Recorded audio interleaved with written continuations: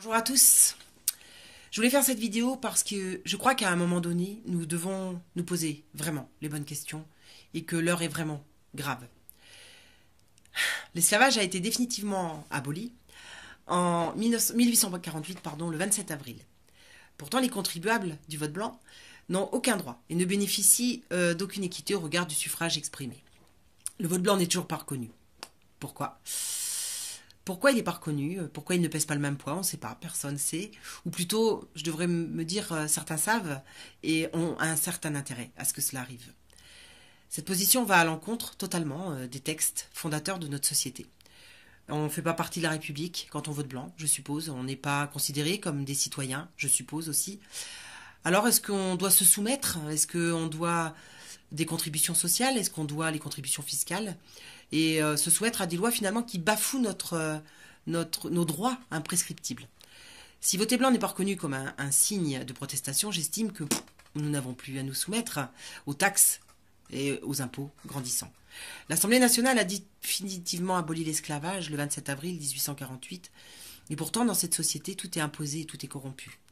On doit adhérer au système, hein, sinon on est un complotiste. Les gens du pouvoir sont à des postes hautement placés. Et pas pour leurs compétences, non, pas pour leurs compétences, mais plutôt pour leurs affinités et leurs profits. Ils sont très très loin des considérations humaines, pire même des considérations d'un citoyen. Hein, ils sont totalement absents de tout ça. Pour eux, nous sommes quoi? Nous sommes une main-d'œuvre depuis des années. Nous sommes des simples cobayes qui sont asservis, phagocytés par le système scolaire, médical, bancaire. Ça fait des années que ça dure. Tous ces hommes-là sont sans éthique, sans empathie, ils ont soumis les peuples. Et certainement, eux-mêmes étaient soumis à des élites bien plus hautement placées. Il faut comprendre aujourd'hui que 1% de la planète, seulement,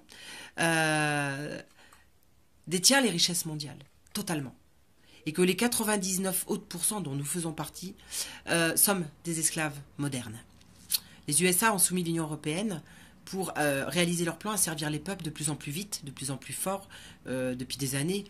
Et on est d'un seul coup là, dans une guerre sans combat.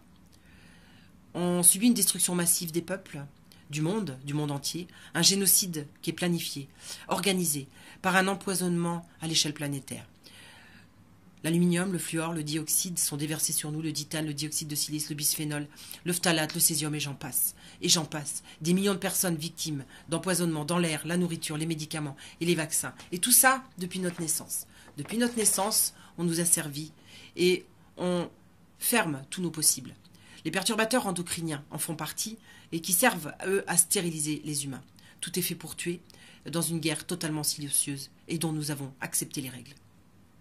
Puis on y a ajouté un ingrédient suprême, la destruction des enfants, par la pédophilie, par la débauche sexuelle.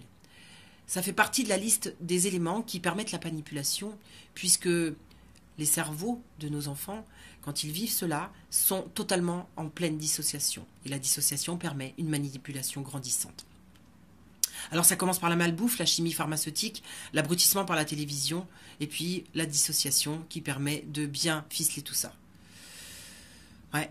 Depuis des années, on ne punit plus les crimes sexuels. On ne punit plus la pédophilie. On la légitimise, pour ainsi dire. Mais oui. Il faut savoir qu'aujourd'hui, l'ONU a planifié les droits sexuels pour les enfants. 144 pays l'ont ratifié. Et ces accords qui ont été passés permettent à vos enfants d'avoir des droits sexuels à l'âge de 10 ans. Et donc, si vous tombez sur un pédophile pour votre enfant, vous n'aurez que vos yeux pour pleurer. Beaucoup de gens sont venus sur ma page me dire que c'était pas vrai, que ça n'existait pas. Arrêtez. Arrêtez de me dire ce qui n'existe et ce qui n'existe pas. Arrêtez. Allez voir ce qui se passe. Allez lire les documents, s'il vous plaît. Allez lire tous les documents dont je parle. Ils existent. Monsieur Ban Ki-moon en a fait l'apologie dans une interview et a bien donné l'âge de 10 ans. Et de toute façon, quoi qu'il en soit, fallait-il légiférer sur les droits sexuels des enfants? Si ce n'est pour nos élites qui en auraient besoin. Dès l'école maternelle, une autre dimension a pris place désormais. Il y a une sinistre ministre qui a fait diffuser dans les écoles de lecture des documents de plus en plus édifiants sur la teneur de ce que veulent nos gouvernements corrompus. Quand la justice protège, les pédophiles dans son propre pays, et nous en avons moult exemples, entre l'affaire Dutroux, entre l'affaire de Montreuil, et tous ces récidivistes par milliers qui sont dans la rue, se promènent. Pire, depuis le 1er janvier, la loi autorise les auteurs de faits graves à obtenir vos coordonnées s'ils le désirent. Est-ce pour aller vers plus de justice? Est-ce pour aider nos compatriotes? Ou est-ce le contraire? Madame la ministre serait-elle dangereuse par ses textes de lecture quand elle-même est amie avec des gens comme M. Cohn-Bendit, Mitterrand, Jack Lang et j'en passe, qui eux-mêmes se sont déclarés aimer les enfants? Comment se fait-il? Comment se fait-il que ceci ait été entendu par des millions de téléspectateurs sans réaction? Effectivement, serions-nous soumis à une manipulation, nous aussi, les adultes? Est-ce que nous nous en rendons compte? Aujourd'hui, en CP, des parents dénoncent des textes de lecture. Alors, Poupoule, déjà, le titre est édifiant. Et il y a un passage, je vous le cite. Les poules les plus belles les unes que les autres. Des poules qui se disputent les faveurs du coq. Mais les instits dans tout ça. Vous n'êtes pas choqués? À quoi préparez-vous nos enfants? À des shows de télé-réalité ou à des êtres aimants, compatissants, libres? Un autre exemple, en 3e à l'époque, des rédactions à faire à la maison. Il s'agissait d'imaginer la suite d'un texte, dont j'ai oublié le titre. C'est un enfant qui entend des hurlements dans la chambre de ses parents et il entrevoit son beau-père nu, poilu, qui est en train de violer sa mère. Je vous lis le texte. L'élève devait prendre le relais et imaginer la suite. Mais suis-je la seule en France à m'indigner? Est-ce qu'il n'y a pas un problème? Est-ce que je suis la seule à avoir refusé que mon enfant fasse cette rédaction? Alors moi j'ai envie de dire, mais messieurs, mesdames, les professeurs et les instituteurs, vous êtes le garant de toutes ces dérives. Vous êtes le garant de refuser ce formatage du système. Et vous ne devez pas confondre votre rôle d'enseignant avec celui qui est voulu par un système totalement dépravé. La réponse de certains est édifiante. Ils pensent comme cela avoir aidé les enfants à s'imprégner de la violence quotidienne pour mieux s'en défendre. Mais comment on a pu vendre cet argument à une personne sensée, qui est là pour enseigner? Comment on a pu vendre cet argument sans qu'elle-même ne se pose les questions, les bonnes questions? Si je veux recevoir de l'amour, je n'envoie pas de la haine. Il est évident que je vais envoyer de l'amour. Donc apprendre aux enfants à s'imprégner de scènes de violence, n'est-ce pas lui apprendre un formatage de normalité? Et la culture, le beau, le paisible. On est dans une télé-réalité permanente. Il suffit de chercher sur Internet et vous trouverez tout ce que je suis en train de vous dire. J'ai lu des extraits de programmes et c'est écœurant. Je suis atterrée. Dites-moi où est l'intérêt d'apprendre à des enfants entre 11 ans et 18 ans comment pratiquer une fellation, comment pratiquer la sodomie et d'autres pratiques, avec des personnes du même sexe ou autres. Mais est-ce que c'est la perversion que nous voulons? Nous voulons vraiment une société pervertie. Est-ce que la vie ne nous donne pas elle-même chaque chose en son temps? Pourquoi vouloir détruire le dernier rempart à franchir? L'enfant. L'enfant qui est totalement pur, disponible pour l'embellissement du monde. Pourquoi vouloir détruire ce dernier rempart à franchir pour que les élites puissent se servir sans scrupule? On nous a déjà fait tout accepter. La dernière marche, pour moi, vient d'être franchie. Et avec ça, on oserait nous dire que personne n'est contre l'humanité. Non, personne n'est contre l'humanité. Nous sommes tous des complotistes et des paranoïas, en fait. C'est ça. Nous sommes des complotistes et des paranoïas. Alors justement, je crois que c'est là qu'il faut utiliser le plus grand rationalisme, parce que depuis très longtemps, de plus en plus de politiciens, d'instituteurs, de professeurs, de hauts dignitaires, d'acteurs de justice sont accusés de pédophilie sur des enfants, des directeurs d'école, qui sont jamais jugés, jamais accusés. Pire, les affaires sont classées sans suite. Et d'un coup, on réalise sûrement que l'élite française a tous les droits. Elle n'a plus aucune franchise, tous les êtres humains pour eux sont pervertis. Tous les êtres humains sont comme eux, leur ressemblent. Notre perversité va devenir sans limite si nous laissons faire. Notre planète pour eux, c'est un caillou. Juste un caillou où il existe quelques fourmis, nous, les humains. Mais quand est-ce qu'on va le comprendre? Quand est-ce qu'on va le réaliser? Vous savez, la plupart du temps, quand on le réalise, c'est quand l'un d'entre nous est touché par la maladie due à des vaccins, par la pédophilie, quand vos enfants sont touchés, par les gens qui sont dans la rue, victimes du système. Beaucoup de gens sont malades, la maladie de Morgellon, la maladie de Lyme. Des milliers d'enfants sont violés, des adultes sont tenus par les crédits, ils sont tenus en laisse, par la peur de perdre leur emploi. Nous sommes tous mis en esclavage par les médias. Quand est-ce qu'on va le comprendre? Quand est-ce qu'on va ouvrir les yeux?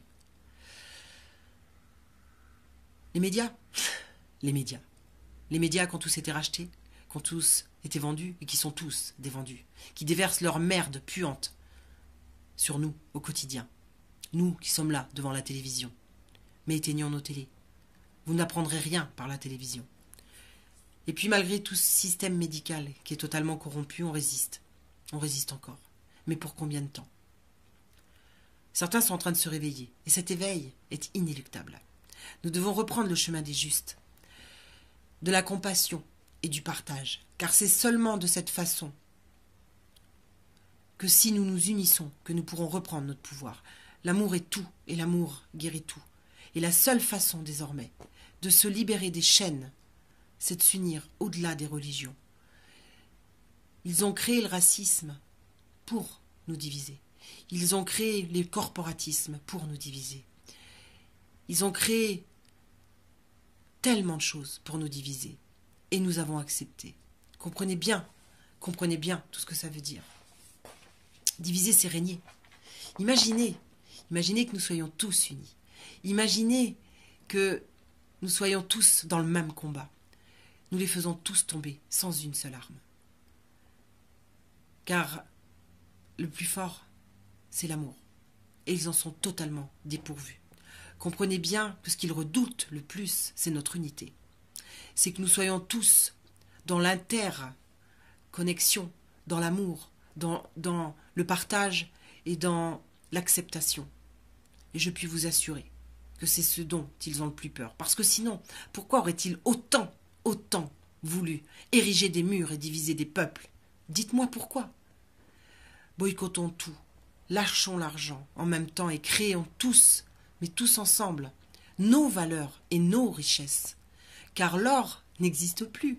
L'or a disparu, l'or est parti. Vous comprenez bien que cette dette, nous ne l'avons jamais faite. Elle n'existe pas. Elle est irréelle. Elle existe dans un ordinateur de transfert en transfert, mais cette dette n'existe pas. Nous ne pouvons pas dépenser l'argent que nous n'avons jamais créé et que nous n'avons jamais eu. Ça n'existe pas. Donc nous sommes tous prisonniers de mensonges éhontés, perpétuels. Imaginez demain plus d'électricité. Je rêve du jour où l'électricité tombera. Parce que le jour où l'électricité tombera, vous n'aurez plus de banques, vous n'aurez plus d'avions qui déversent leur merde sur nous, vous n'aurez plus de téléphone, d'internet, et vous serez désormais liés à la nature, comme on a toujours été liés à elle, mais qu'on nous en a coupés. Et à ce moment-là, nos élites sont mortes. Et nous pouvons créer cela. Nous pouvons, sans attendre, en nous unissant, en s'aidant, en s'entraidant et en s'aimant, désormais ça ne dépend que de nous. À la fois individuellement, mais à la fois collectivement, nous devons prendre conscience et d'urgence, que le pouvoir, c'est nous, le peuple. Le pouvoir est en nous, c'est à chacun de nous de faire cet acte et de poser cet acte d'aide et d'entraide les uns envers les autres pour retrouver notre pouvoir, pour retrouver notre liberté. Voilà tout ce que je voulais vous dire aujourd'hui.